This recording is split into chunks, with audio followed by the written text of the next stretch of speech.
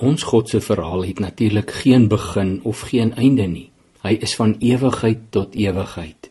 Maar vir ons is daar 'n soort van 'n begin. Ons begin is wat ons die skepping noem, maar daar was ook mos voor die begin.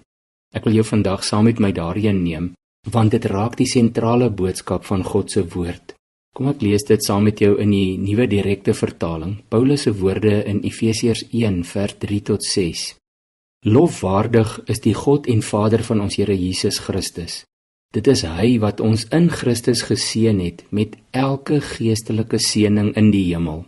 So het hy ons voor die grondlegging van die wêreld in hom uitgekies, sodat ons heilig en onberispelik in liefde voor hom sou wees, nadat hy ons voorbestem het om ons deur Jesus Christus as sy kinders aan te neem, soos hy dit volgens sy wil goedgedink het, tot lof van die heerlikheid van sy genade, waarmee hy ons in die geliefde begenadig het.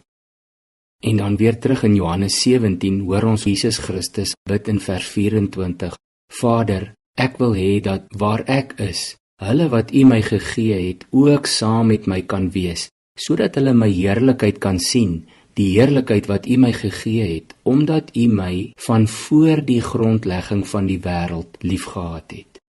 Daar was die tyd of die era voor die grondlegging van die wêreld. En eers toe het die skepping plaasgevind. Daarvan lees ons onder andere in die priesterlike gedig in Genesis 1 en in die profeet of die Jawis se verklaring daarvan in Genesis 2. Ons ken ook die sogenaamde heilsgeskiedenis. Ons kan dit ook noem die verloop van God se verlossingsplan met die mens. Ons weet van die skepping, gevolg deur Adam en Eva se rebellie teen God, en dan die langdurige nagevolg daarvan en die uiteindelike herstel wat Jesus Christus, ons verlosser, eeue later kom bewerkstellig het. Ongelukkig word stap 1 gewoonlik misgekyk. Stap 1 was, God wou 'n familie op aarde hê.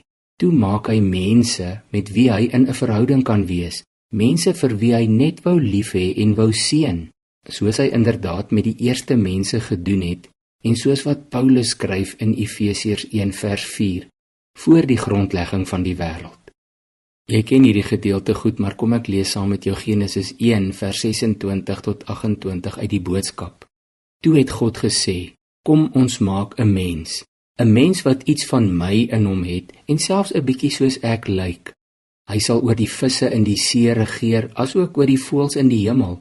Hy sal die klein en groot vee, asook al die wilde diere tem. Hy sal oor al die kruipende diere op die aarde heers. God het toe die mens gemaak, en die mens het iets van God in hom gehad.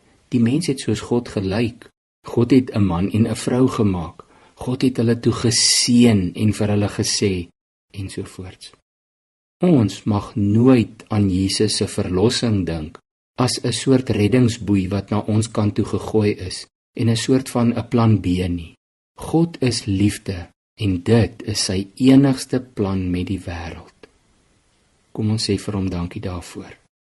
Here, ons aanbid U, die ewige God, die God van liefde, en dankie dat ons nie net ingesluit is in U plan nie, ons is U plan met die wêreld, die plan wat U voor die grondlegging van die wêreld al gehad het. Dankie dat U dit deurgevoer het met Jesus Christus, en dat U saam met ons op pad is na die ewigheid. Ons prys U daarvoor. Amen.